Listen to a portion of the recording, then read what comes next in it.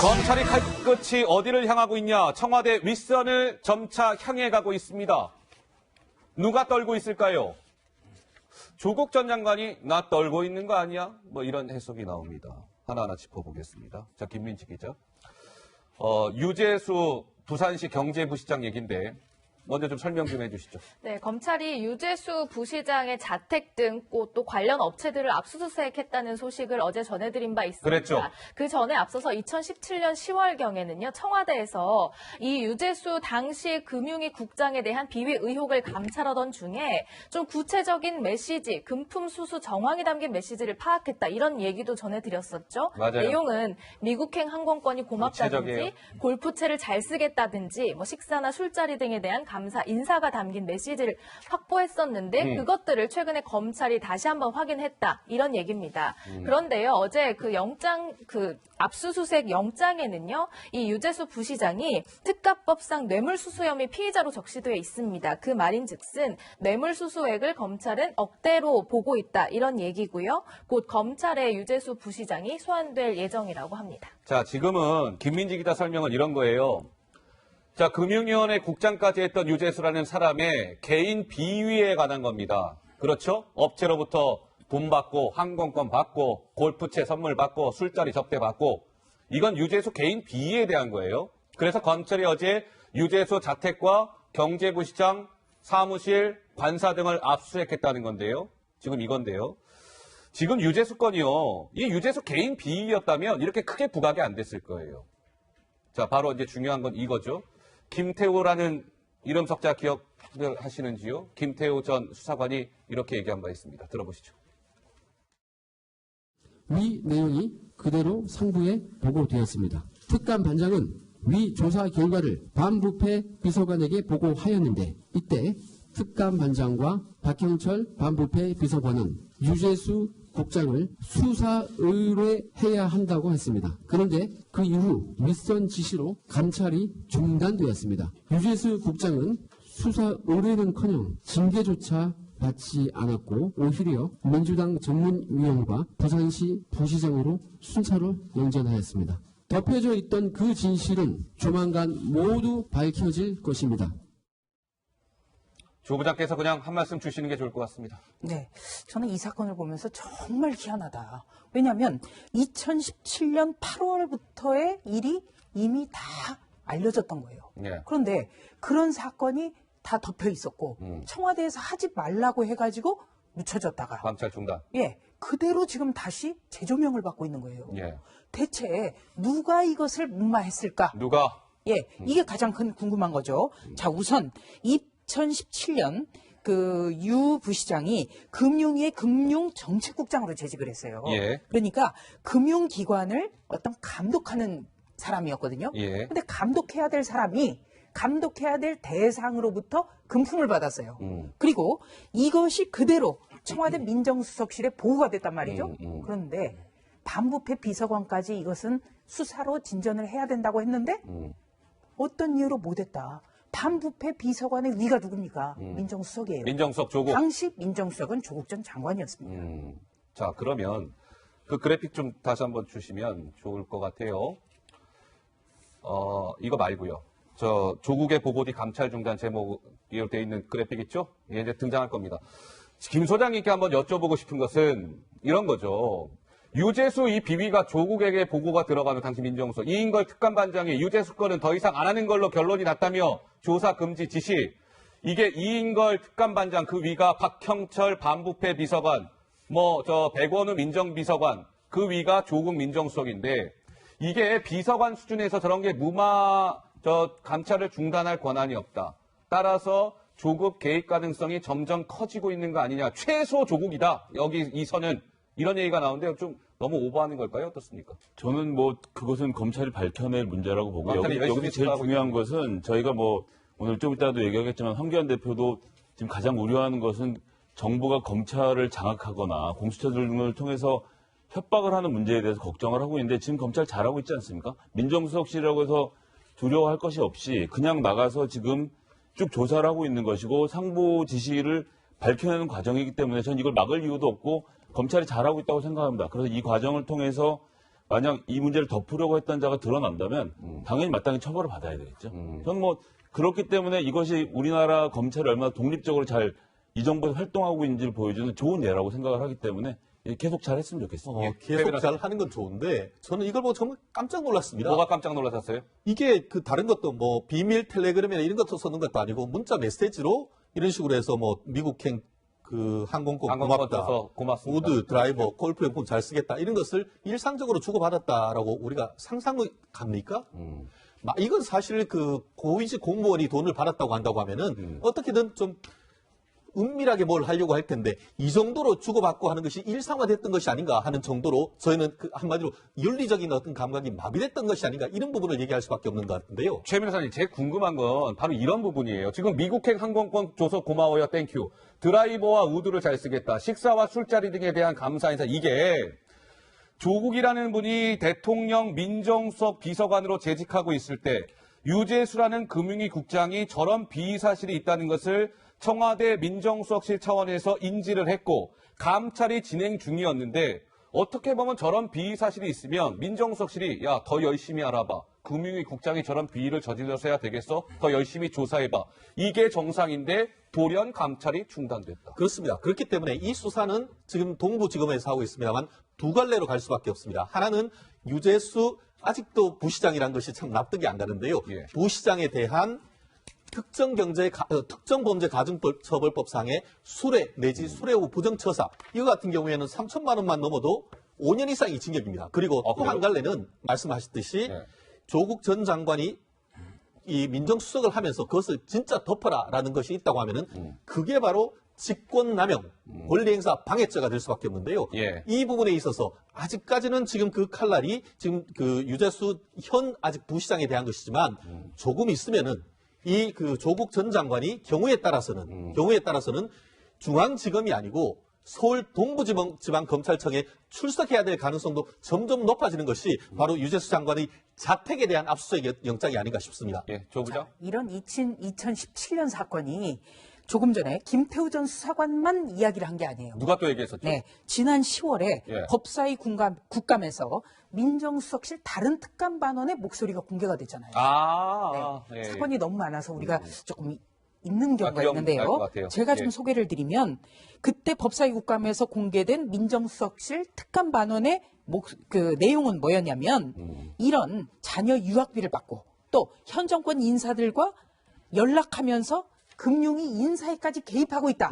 이런 아주 충격적인 내용이었어요. 예. 그러면서 이 특감반 관계장이 뭐라고까지 했냐면 특감반장이 그러니까 이인걸 특감반장이 이것을 감찰은커녕 수사로도 진척시킬 수 못하는 것 여기에 대해서 굉장히 분개했다고 얘기를 오히려 했어요. 분개했다. 네. 그렇다면은 이것은 반장이. 조국 민정수석의 지시가 있었기 때문에 가능한 것 아닌가? 이게 합리적 의심이죠. 네. 그리고 조금 전에 최 변호사가 설명해준 대로 금품 수수 같은 것을 민정수석이 만약에 덮으라고 했다면 네. 이거는 직권을 이용한 것이기 때문에 굉장히 중대한 사안이에요. 근데 조 부장- 직권 남용입니다. 마침 이 말씀을 주셨기 예. 때문에 저희가 그렇지 않아도 준비한 그래픽이 있는데 조 부장께서 또 마침 말씀을 딱 주셨네요. 유재수 이 의혹이요, 시청자 여러분. 이 조국 전 장관한테는 정경심 부인의 어떤 그 공범 혐의 이런 거보다 조국한테는 이 유재수 건이 굉장히 아플 수 있다. 이런 관측이 나옵니다. 왜 그런지 아세요? 문정부 출범 이후에 다들 아시는 바와 같이 적폐청산 수사로 직권남용 혐의로 얼마나 많은 다수의 사람들이 지금 구속돼 있습니까? 근데 유재수 감찰 무마 과정에 물론 이건 전제이긴 합니다만 조국 전 당시 수석의 개입이 드러나면 조국 수석한테는 직권남용 혐의가 바로 적용이 되기 때문에 조국한테는 굉장히 아플 수 있는 건이다. 그러니까 예를 들어서 이런 거죠. 2016년에 세월호 당시 때, 세월호 전국 때 당시에 조국 교수가 뭐라고 했냐면 그 당시에 우병우 수석이 세월호 관련해서 수사하고 있는 검사에게 전화를 한 사실이 있었어요. 아, 예, 맞아요. 예. 그때 그것 자체만으로도 명백한 이거는 직권남용이라고 했거든요. 본인이. 아하, 예. 그러니까 전화한 것 자체 그거 하나로만. 그렇다면 거꾸로 입장을 바꿔놓고 생각하면 복수의 특감 반원들이 이게 특감 반장까지도 길길이 뛰었다. 못하게 했기 때문에. 예. 그렇다면 본인은 과거의 사례에 비춰보면 직권남용 의혹이 짙은 거 아니겠습니까? 예. 그리고 말씀하셨다시피 이 정권 들어와서 이른바 적파청산 수사로 가장 어떻게 보면은 구속영장 청구 때 적용된 혐의가 직권남용 혐의였거든요. 직권남용 혐의. 그래서 이런 것들이 다 부메랑으로 돌아오고 있다. 예. 저는 그렇게 봅니다. 그러면 김민지 기자 또 하나 지금 저희가 좀 짚어야 될 대목은 그럼 유재수라는 금융위 그 국장이 비위 의혹에도 불구하고 승승장구했다? 이건 무슨 얘기예요? 네, 당시 비위 의혹으로 감찰을 받았잖아요. 청와대에서도 이런 구체적인 사실들을 의혹들을 인지를 하고 있었는데도 불구하고 유재수 부시장은 끊임없이 승진을 해왔다. 이런 데 의혹이 제기되고 있습니다. 금융위 금융정책국장 재직 중에 아까 말씀드린 그런 내용들의 비위 의혹으로 사표를 냈지만 그 이후에 민주당 몫의 국회 전문위원을 지냈고요. 그 이후에는 부산시 경제부시장을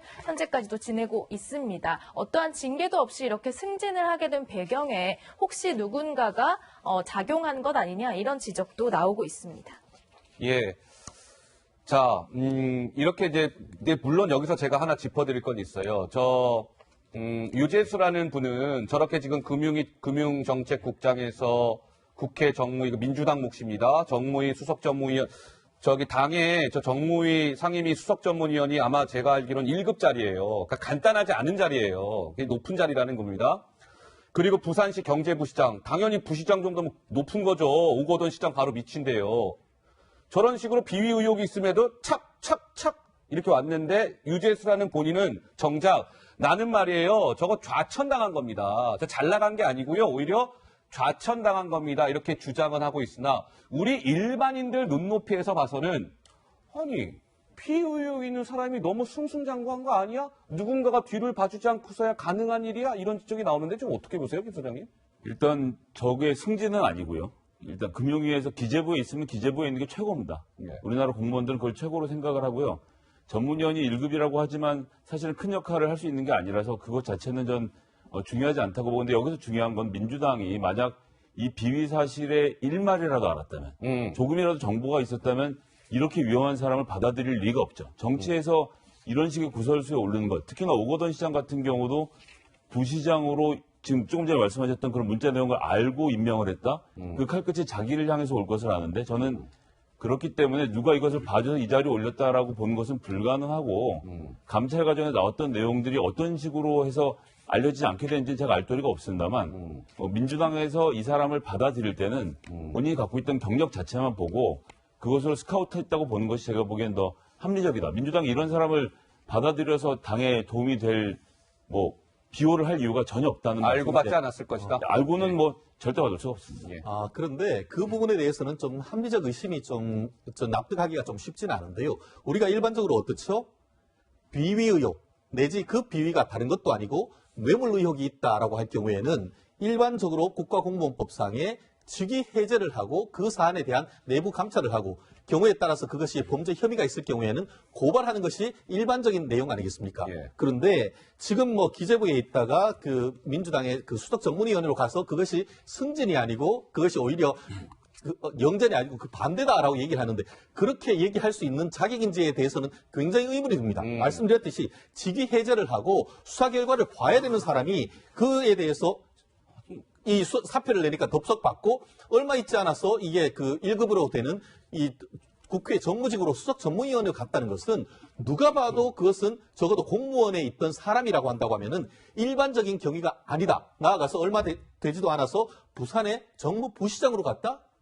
이거는 뭔가 어떤 정치적인 배경이 있지 않는가라는 의심을 살 수밖에 없기 때문에 현재로서는 지금 그 말씀하신 것처럼 어떤 근거가 있다고 보긴 어렵습니다. 그렇지만 앞으로 수사를 해서 그 부분까지도 과연 이와 같이 이제 어떤 문제가 있음에도 불구하고 사표를 받은 과정에서 어떤 외압이 있었는지 이런 부분까지도 검찰은 들여보지 않을까 생각을 합니다. 밝혀내야 된다. 네. 조 부장 말씀하세요. 국회에는요, 수석 전문위원이라는 직위가 있습니다. 1급이라면서요, 네, 1급. 1급인데요. 예. 이 직위가 어느 정도 중요하냐면 어느 정도 가령 중요해요? 파견 검사가 있어요. 법사위 수석 전문위원이에요. 여기를 거치면 검사장 승진합니다. 네. 그리고 중요한 자리네요. 보건복지 수석 전문위원 국장으로 오면 네. 차관으로 승진을 해요. 아, 그래요? 그런 경우가 많기 때문에 각 부처에서요. 수석 전문위원 오고 싶어서 민원도 많이 해요. 그런데 금융위 금융정책국장 시절에 비위 의혹으로 사표를 내고 정무위 수석 전문위원으로 갔어요. 민주당모. 예. 거기다가 이때 이 수석 전문위원으로 어떻게 갈 수가 있느냐. 만약에 비위 의혹 때문에 이것이 문제가 있다고 하면 청와대에서 문서로 통보를 해야 될 거 아닙니다. 예, 예, 예. 그 기관에. 그런데 백원우 민정비서관이 금융위에 전화까지 했어요. 네. 네. 이거 정말 수상한 거예요. 어. 그렇게 하지 않아요. 비위 의혹이 있었는데도 민정비서관이 전화를 했다? 이거는 문제 없다라는 신호를 줄 수 있는 가능성이 대단히 높아요. 개입하면 안 되죠. 전화 네. 같은 거 하면 안 되죠. 문서로만 해야 돼요. 그리고 어허. 이러이러한 비위 사실이 있습니다라고 통보가 갔을지도 의문이고요. 통보가 갔다면 수석 전문위원으로 못 갔을 거예요. 여러 가지 이상한 점이 많아요. 예. 그래서 검찰도 지금 수사의 속도를 내고 있는데 이런 윗선 수사 쉽지 않습니다. 왜냐? 왜냐? 2년이라는 시간이 흘러버렸어요. 그러니까 많은 증거들이 그만큼 지금까지 보존이 돼 있겠느냐. 유재수 부시장이 이런 거 그냥 내버려뒀을 것 같습니까? 그렇기 때문에 검찰의 윗선을 파악하기 위한 수사는 대단히 어려울 거다. 이런 전망이 나오는 겁니다. 예, 검찰이 조국 전 장관 여러 가지 의혹과 관련돼서 여러 가지 의혹이 있는데요. 이 유재수 건에 대해서 좀 전에 제가 어느 기사 보니까요. 검사 출신 변호사가 이렇게 얘기했더라고요. 검찰도 이 유재수 건을 맹렬히 수사하고 있다. 맹렬히 수사하고 있는 것으로 안다. 검찰이 지금 여기에 안테나를 바짝 세우고 있다는 거죠. 조국 장관 혐의 여러 가지 의혹 가운데 유재수 건 한번 지켜보도록 하고요. 자, 김민지 기자. 우리 어제 국민과의 대화 좀 한번 살펴볼까요? 네, 어제 문재인 대통령이요, 오후 8시에 생방송으로 국민과의 대화를 가졌잖아요. 300명이 넘는 300명 정도의 국민과 함께 대화하는 시간에서 여기에서 조국 전 장관에 대한 이야기가 나왔습니다. 문 대통령이 여기에 대해서 사과를 했는데요. 이 사과만큼이나 또다시 강조한 대목도 있습니다. 같이 들어보시죠. 조국 전 장관의 문제는 제가 그분을 장관으로 지명한 그 지지하고는 어쨌든 상관없이 결과적으로 이제 많은 국민들에게 오히려 갈등을 주고 또 국민들도 분열시키게 만들고 한 점에 대해서는 정말 송구스럽다는 말씀을 드리고 다시 한번 이렇게 사과 말씀을 드립니다. 그러나 또 검찰 개혁은 반드시 필요한 일이고요. 이번 기회에 검찰 개혁의 어떤 중요성이랄까 이런 절실함 같은 것이 다시 한번 더 부각된 것은 한편으로는 좀 다행스럽다는 생각이 듭니다. 자, 어제 국민과의 대화가 있었죠. 조국 사태에 대해서 이렇게 얘기했습니다. 조국 낙마 송구합니다. 그런데 이번 기회에 검찰 개혁이 부각된 건 다행이에요. 검찰 내부 개혁, 오케이, 나 윤석열 믿어요. 윤석열 신뢰합니다. 지난번에 반부패 정책협의회 때는 윤석열 총장이 아니더라도 점점점 이렇게 얘기했던 것 같은데 어제는 그런 거 없이 오케이, 나 윤석열을 믿습니다. 라고 얘기했습니다. 문재인 대통령 어제 조국은 2차례 언급했고요. 검찰 개혁은 6차례. 그러니까 조국이라는 단어보다 검찰 개혁이라는 단어가 3배 많이 나왔습니다. 사과보다 검찰 개혁의 방점 찍은 문재인 대통령 이렇게 봐도 무방하겠죠, 김 소장님? 일단 사과를 했으니까요. 사과를 한 것으로 사과가 된 것이니까 그걸 6번 언급할 일은 아니었던 것 같고요. 그다음에 이제 검찰 개혁은 사실 이제 법을 바꾸는 게 하나 있고 법무부의 제도를 고치는 것이 있고 그다음에 이제 검찰 자체의 제도를 바꾸는 게 있는데 이 부분에서 제일 중요한 것은 사실은 검찰 내부의 검사들의 의지입니다. 이 부분에 있어서 윤석열 총장을 문재인 대통령이 신임했기 때문에 임명을 한 것이고 그것에 따라서 실천해 나갈 것이라는 메시지를 다시 던진 거죠. 그래서 사실 공은 이제 윤석열 총장에게 다시 돌아갔다고 보고요. 지금 나와 있는 그 검찰 내부의 개혁위원회에서 나왔던 그 제안들을 어떻게 받아들이고 체화해 갈 것인지. 그리고 개혁은 이게 혁명이 아니고 개혁이기 때문에 제일 중요한 것은 내부 구성원들의 합의입니다. 저희가 생각을 해보면 제가 고등학교 다니던 시절만 해도 마들자루로 학생들 때리는 선생님들이 있었거든요. 예. 안 없어질 줄 알았는데 그게 어느 순간 교사들이 내부적 합의를 하니까 순식간에 없어져서 지금 이제 없어지지 않았습니까? 그렇기 때문에 검찰 개혁도 요원하거나 불가능한 것이 아니고 이것이 내부 구성원들이 합의가 되면 한 발 더 크게 진전할 문제고 그런 점에 있어서 윤석열 총장을 내부 구성원들이 다 믿고 있기 때문에 그것에 대한 신뢰를 문재인 대통령이 보내신 게 아닌가 그렇게 생각합니다. 알겠습니다. 자, 네, 제가 한 말씀만 좀 드릴게요. 우선 사과는요, 깔끔해야 돼요. 사과는 깔끔해야 된다. 네, 전제가 있으면 안 돼요. 그런데 어제 대통령의 말씀이 굉장히 아쉽게 느껴지는 게 조국 전 장관을 장관으로 지명한 취지하고는 상관없이 어찌됐든 송구하게 됐다. 이거는 그렇다면 조국 전 장관을 그 많은 의혹에도 불구하고 임명을 한 것, 여기에 대해서는 사과를 안 한 거예요, 또. 이게 굉장히 마음 아픈 거거든요. 마음 아픈 예. 것이다. 그러니까 그 수많은 의혹에도 불구하고 임명을 강행할 때 얼마나 많은 국민들이 마음을 다쳤습니까? 거기에 대해서 대통령이 동떨어진 인식을 보여준 거예요. 보듬어 주셔야 되는데. 그리고 두 번째로는요. 예. 검찰개혁은 반드시 필요한 일이다. 이렇게 이야기를 했습니다. 그런데 검찰개혁 중요하죠. 그런데 검찰개혁이 왜 지금까지 계속 시대적 요구사항이 됐느냐? 검찰의 정치적 중립성이 요체이기 때문이에요. 조국 전 장관 수사하고는 어떻게 보면 상관관계가 없어요. 아하. 그래서 이 시대의 검찰개혁이라면 아주 냉철하게 조국 전 장관의 일가를 수사할 수 있느냐 이거거든요. 예, 그런데 예. 대통령은 조국 전 장관 수사와 관련해서 검찰개혁이 반드시 필요한 일이다? 이거 굉장히 이상한 말로 들려요. 이상한 말로 그러니까 들립니다. 예. 조국 전 장관을 수사하니까 검찰을 길들여야겠다. 행여라도 이런 마음이 있지 않을까 걱정이 크게 되는 부분이에요. 예. 그리고 세 번째로는 저는 참 청와대 참모들한테 굉장히 실망을 했습니다. 참모들한테 실망했다. 예, 어제 대통령이 뭐라고 했냐면요. 공수처를 1998년 이회창 총재부터 찬성한 것이다. 이렇게 얘기를 했는데 공수처 관련해서는 이인영 원내대표가 똑같은 주장을 교섭단체 대표연설에서 했을 때 모든 언론이 팩트체크 이 코너로 사실이 아니다라고 전부 다 분석해서 썼습니다. 예, 예. 그럼에도 불구하고 대통령이 이인영 원내대표의 잘못된 주장을 그대로 옮겨서 설명을 했어요. 잘못된 그 팩트를. 그렇다면 청와대 참모들은 뭐 하는 거냐? 언론 보도 하나도 점검하지 않는다. 이렇게밖에 우리는 받아들일 수가 없거든요. 예. 심각합니다. 알겠습니다. 자, 문재인 대통령 얘기까지 해봤습니다.